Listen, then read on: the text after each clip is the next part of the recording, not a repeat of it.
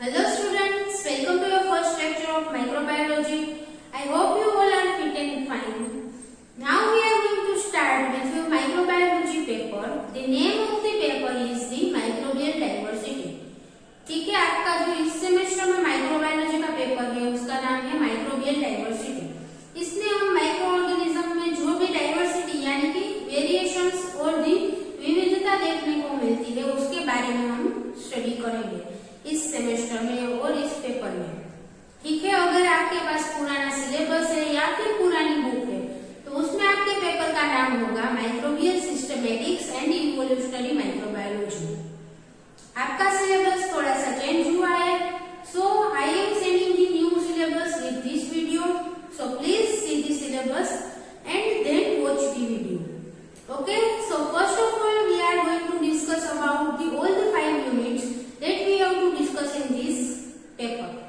Okay, so first unit is the introduction to the microbial diversity. हम first unit में क्या study करेंगे about the introduction. अगर हमें कोई भी सब्जेक्ट कोई भी टॉपिक के बारे में डिस्कस करना है या फिर स्टडी करनी है तो सबसे पहले उसका इंट्रोडक्शन आएगा। ठीक है, सो माइक्रोबियल डाइवर्सिटी का इंट्रोडक्शन यानी कि माइक्रोबियल डाइवर्सिटी क्या है, उसके क्या क्या टाइप है, उसमें किस प्रकार से ऐसी डाइवर्सिटी जनरेट होती है, ऐसी विविधता माइक्रो ऑर्गेनिजम्स में किस प्रकार जनरेट होती है, उन सब के बारे में हम फर्स्ट यूनिट में डिस्कस करेंगे। ठीक है, तो then the second unit is the prokaryotic diversity. Prokaryotes, इसके बारे में तो आप सबको पता ही है प्रोकैरियोट्स क्या है। सेकंड यूनिट में हम प्रोकैरियोटिक डाइवर्सिटी के बारे में डिस्कस करेंगे यानी कि जो प्रोकैरियोट्स में डाइवर्सिटी देखने को मिलती है उसके बारे में। बेसिकली प्रोकैरियोट्स में किसका समावेश होता है, बैक्टीरिया। ठीक है, so we will discuss in the second chapter about the diversity in the bacterial species. Okay, the third unit is diversity of some unusual prokaryotes. Unusual का मीनिंग क्या है, जो नॉर्मली यूजुअली देखने को नहीं मिलता ऐसा प्रोकैरियोट। ठीक है, अनयूजुअल प्रोकैरियोट्स यानी कि ऐसे बैक्टीरिया या फिर ऐसे प्रोकैरियोट्स जिनमें कुछ वेराइटी हो, कुछ अनयूजुअल कैरेक्टरिस्टिक्स उसके पास हो, तो ऐसे प्रोकैरियोट्स के बारे में हम थर्ड यूनिट में डिस्कस करेंगे कि कौन कौन से टाइप के अनयूजुअल प्रोकैरियोट्स नेचर में प्रेजेंट होते हैं। फॉर एग्जाम्पल अगर हम देखें तो एक्सट्रीमोफाइल्स है जो भी, like acidophiles, then okay thermophiles, वो सब क्या है, अनयूजुअल है। नॉर्मली जो बैक्टीरिया है वो हाई एसिडिक की या फिर हाई टेम्परेचर ऐसी जगह पर ग्रो नहीं हो सकते। ठीक है, उनके पास कुछ अनयूजुअल कैरेक्टरिस्टिक होगी, उसकी वजह से वो हाई टेम्परेचर या फिर हाई एसिडिटी में ग्रो हो सकते हैं। सो इस प्रकार के कौन कौन से प्रोकैरियोट्स है जो उनके पास अनयूजुअल कैरेक्टरिस्टिक्स है उनके बारे में हम थर्ड यूनिट में डिस्कस करेंगे। ठीक है, okay, now in the fourth chapter we will discuss about the eukaryotic diversity यानी कि यूकैरियोटिक माइक्रो ऑर्गेनिज्म में किस प्रकार की डाइवर्सिटी देखने को मिलती है उसके बारे में हम इसमें डिस्कस करेंगे। ठीक है, यूकैरियोटिक माइक्रो ऑर्गेनिज्म में कौन कौन इंक्लूडेड है, fungi, then algae and protozoa. ठीक है, these three are the major eukaryotic microorganisms. So इन तीनों में किस प्रकार की डाइवर्सिटी देखने को मिलती है उसके बारे में हम फोर्थ चैप्टर में डिस्कस करेंगे। ठीक है, कौन कौन से प्रकार की फंजाई अवेलेबल है, कौन से प्रकार की algae है और प्रोटोजोआ में क्या क्या वेरिएबिलिटी देखने को मिलती है, इन सब के बारे में हम फोर्थ यूनिट में डिस्कस करेंगे। And then the fifth unit is about the eukaryotic diversity. ठीक है, eukaryotic का मीनिंग क्या है आप सबको पता ही है। eukaryotes में किसको इंक्लूड किया जाता है, वायरसेस। ठीक है, so in fifth chapter we will discuss about the virus. Virus में कौन सी डाइवर्सिटी देखने को मिलती है। ठीक है, सो दिस होल चैप्टर और this whole paper is about the microbial diversity. Prokaryotes हुए, यूकैरियोट्स है या फिर eukaryotes, इन तीनों में किस प्रकार की डाइवर्सिटी देखने को मिलती है, इन सब के बारे में हम इस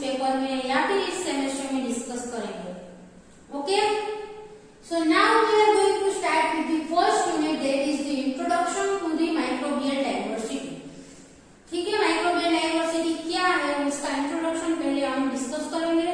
उसके बाद हम बाकी के चैप्टर्स के बारे में स्टडी करेंगे, ठीक है। So here the content of the chapter, कौन कौन से टॉपिक इसमें इंक्लूडेड है वो यहाँ पर मैंने लिस्ट आउट किए हैं। So we will read it fast.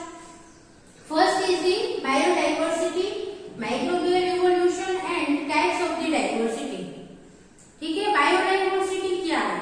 Bio means, bio का मीनिंग क्या है? जो बायोलॉजिकल सिस्टम में जो डाइवर्सिटी यानी कि वेरिएशंस देखने को मिलता है उसे बायोडाइवर्सिटी कहते हैं। सो बायोडाइवर्सिटी के बारे में हम डिस्कस करेंगे।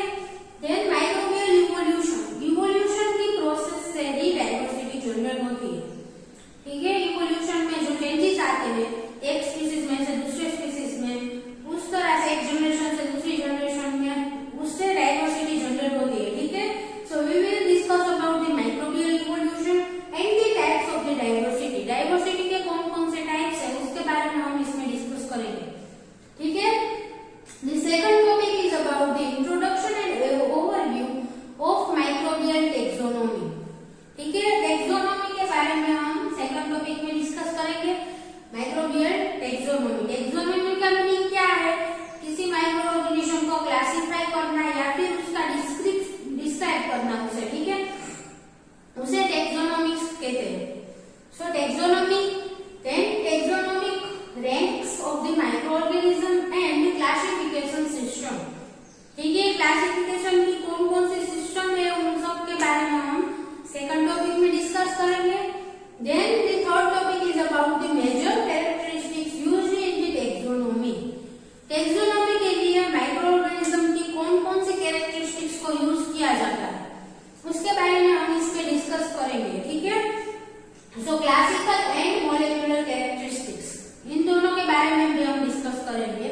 Then the fourth point is about the major divisions of life and groups of micro organism, study of different classifications and the place of microbes, ठीक है।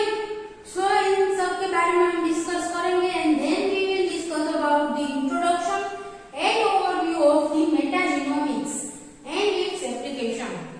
मेटाजीनोमिक्स के बारे में हम डिस्कस करेंगे और उसकी क्या क्या एप्लीकेशन है उसके बारे में डिस्कस करेंगे, ठीक है। So this are the all the topics we have to discuss in the first unit of the microbial diversity, okay. Now first of all we will see about the biodiversity. Biodiversity क्या है उसके बारे में अभी हम discuss करेंगे, ठीक है। So biodiversity, it is a word that is made up of the two words, ठीक है। Biodiversity वो दो वर्ड्स का बना है, bio plus diversity, ठीक है। bio plus diversity। अभी डाइवर्सिटी का मीनिंग क्या है? वेरिएशंस, ठीक है। ये डाइवर्सिटी मीन्स वेरिएशंस और विविधता and the bio means the biological system, any biological system और the living organism is included in the bio, ठीक है, biology, okay. So this is for the living organisms,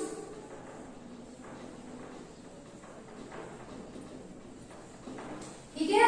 so bio plus diversity यानी कि biodiversity का meaning क्या है? Variations among the living organisms. Living organisms में जो भी विविधता देखने को मिलती है उसे क्या कहते हैं? बायोडाइवर्सिटी। अगर हम हमारे आसपास देखें तो there are lots many biodiversity, ठीक है, बहुत सारी बायोडाइवर्सिटी देखने को मिलती है। फॉर एग्जांपल कोई एनिमल ले ले, एनिमल हमारे आसपास कौन कौन से है तो उसमें भी बहुत सारी वैरायटी देखने को मिलेगी। प्लांट्स ले ले तो प्लांट में भी बहुत सारे टाइप के प्लांट्स हमारे आसपास देखने को मिलते हैं और जो यहाँ हमें पता भी नहीं है ऐसे ऐसे प्लांट्स भी अवेलेबल है अर्थ पर, ठीक है। सो प्लांट में भी बहुत सारी डाइवर्सिटी देखने को मिलती है। देन इंसेक्ट, अगर कोई इंसेक्ट को ले ले तो उसमें भी बहुत वैरायटी होगी, बर्ड्स में वैरायटी देखने को मिलती है। देन अभी ये सब जो हमने डिस्कस किया वो क्या है वो हम देख सकते हैं, ऐसी बायोडाइवर्सिटी है। अभी माइक्रो ऑर्गेनिजम्स के बारे में अगर हम डिस्कस करें तो उन्हें हम लाइव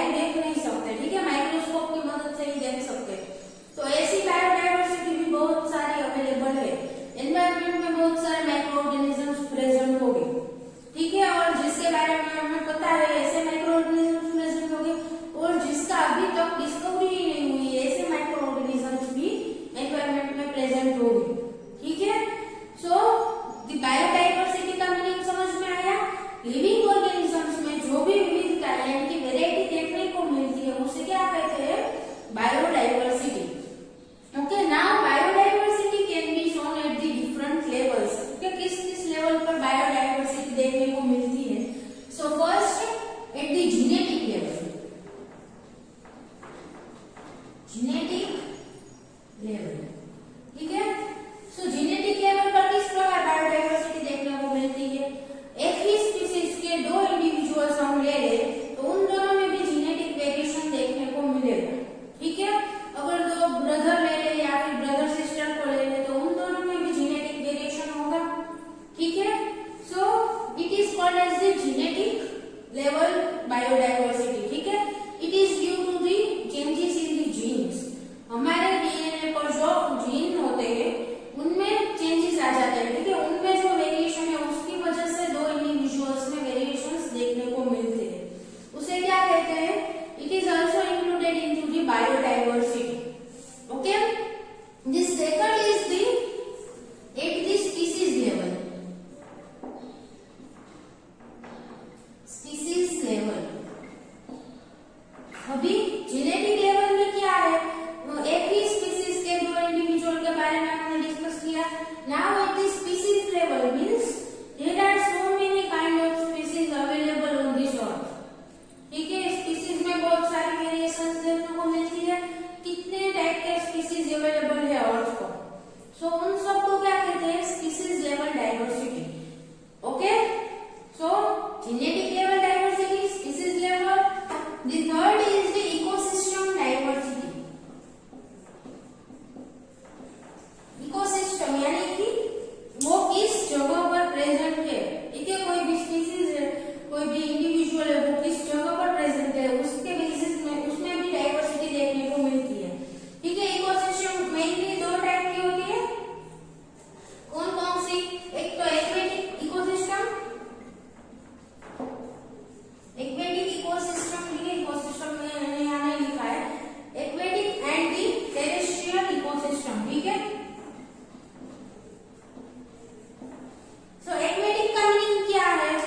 इन दी वाटर, ठीक है। इनसाइड दी वाटर जो भी डाइवर्सिटी देखने को मिलती है उसे एक्वेटिक इकोसिस्टम कहते हैं। और जो टेरेस्ट्रियल यानी कि जमीन पर यानी लैंड बेस्ड जो भी ऑर्गेनिजम्स देखने को मिलते हैं उसे क्या कहते हैं? Terrestrial ecosystem. ओके, सो एक्वेटिक को जो पानी में जो भी ऑर्गेनिजम्स, लिविंग ऑर्गेनिजम्स प्रेजेंट हो गए, जो भी प्लांट एनिमल देखने को मिलते हैं वो जमीन पर उनका ग्रो नहीं हो सकता, ठीक है। वो जमीन पर देखने को नहीं मिलते। और जो भी ऑर्गेनिजम्स यानी कि जो भी प्लांट्स एनिमल्स जमीन पर हमें देखने को मिलते हैं वो पानी में नहीं होते, ठीक है। So based on this ecosystems there are the biodiversity is also there, ठीक है।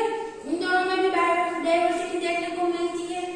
अभी जो जमीन पर जमीन पर अगर हम देखें, इन दोनों इकोसिस्टम में अगर देखें तो जमीन पर भी अलग अलग एरिया में अलग अलग प्रकार के प्लांट्स एनिमल्स अवेलेबल होंगे, ठीक है। तो उसमें भी डाइवर्सिटी देखने को मिलेगी बेस्ड ऑन द रीजन और कंट्री, और बेस्ड ऑन पूरे के पूरे कंट्री में कोई एक प्रकार के प्लांट अवेलेबल है, दूसरे कंट्री में उस प्रकार के प्लांट देखने को नहीं मिलेंगे, ठीक है।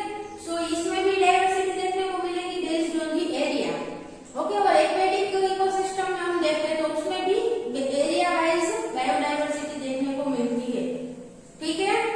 नाउ ये सभी लेवल पर बायोडाइवर्सिटी देखने को मिलती है और ये सब मिलाकर क्या बनाते हैं?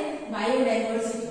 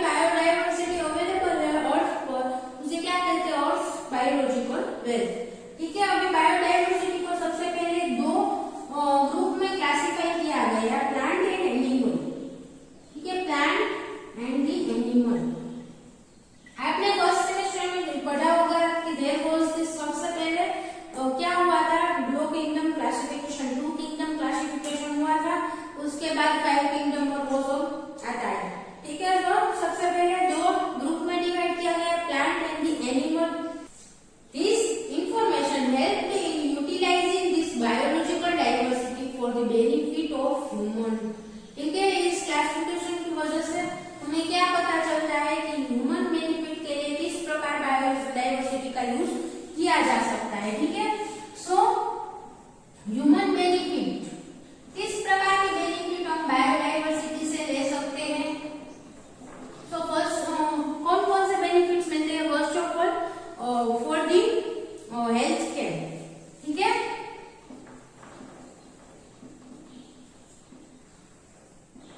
हेल्थ केयर में मेडिकल फील्ड में बहुत सारे प्लांट्स है, कोई एनिमल्स है, वो यूज किए जाते हैं, ठीक है। So for the health care we can use the biodiversity.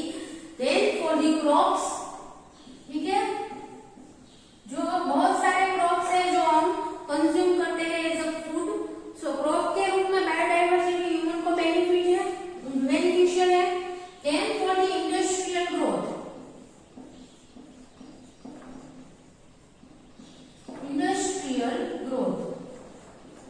ठीक है, हमारी जो भी इंडस्ट्रीज है उसमें रॉ मटेरियल के रूप में क्या यूज होता है? Mostly biological components are used in the industries, ठीक है। कोई भी प्लांट मटेरियल है और ठीक है, इस प्रकार का बायोलॉजिकल मटेरियल है वो यूज होता है इंडस्ट्रीज में एज अ रॉ मटेरियल, ठीक है। सो इंडस्ट्रियल ग्रोथ के लिए भी बायोलॉजिकल डाइवर्सिटी है वो बायोडाइवर्सिटी है वो रिस्पॉन्सिबल है, ठीक है। So this are the some benefits that human can get from the biodiversity, okay. Biodiversity पर कुछ नेगेटिव इफेक्ट्स भी हो रही है, जैसे कि कोई स्पीसीज है वो लुप्त हो जाता है, ठीक है। आपने इसके बारे में सुना होगा कि ये स्पीसीज लुप्त हो रहा है, ये स्पीसीज लुप्त हो रहा है, तो उसका मतलब क्या है? बायोडाइवर्सिटी डैमेज हो रही है, ठीक है।